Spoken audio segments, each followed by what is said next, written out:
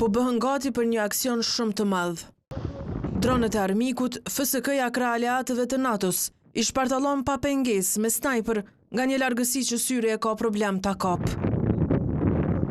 Në lojë hyn ata që gjuajnë predhat me minahedhës që shkatrojnë pikat të cilat i kishin cak. E që të zhduken nga pamja e kundërshtarit, madje edhe snajperistëve, veprimet ndërmerren me njëherë. Pas kësaj, vinë breshërit e mitralozit që shkaktojnë edhe tym të bardh nga gjuajtjet. Krejt këto ishin një demonstrim i ushtrimit Defender 25, që Kosova si vjet që një nga shtetet njëkoqire e që u realizua në poligonin trajnues në Babaj të Bokës. Kjo seri e demonstrimeve të përbashkëta përfshiu regjimentin e 2 të KMS-së së FSK-s dhe njësitë ndërkombëtare që me sukses e përfunduan atë. E krejt kët e përsollën krerë të shtetit, përfaqësues diplomatik e të NATO-s. Madje u prezantuan edhe armët të cilat shteti i Kosovës i posedon. Krejt kjo stërvitje ka qëllim të forcojë gatishmërinë ushtarake, ndër veprimin mes forcave aleate që pastaj të shërbejë për sigurinë kolektive në rajon. Të tillë vlerëson edhe komandantja supreme e FSK-s, presidentja Vjosa Osmani, e cila tha se FSK ka bërë krenar gjithë vendin, ndër të tjera tha se Kosova është gati të jetë shtet i barabartë antar i NATO-s.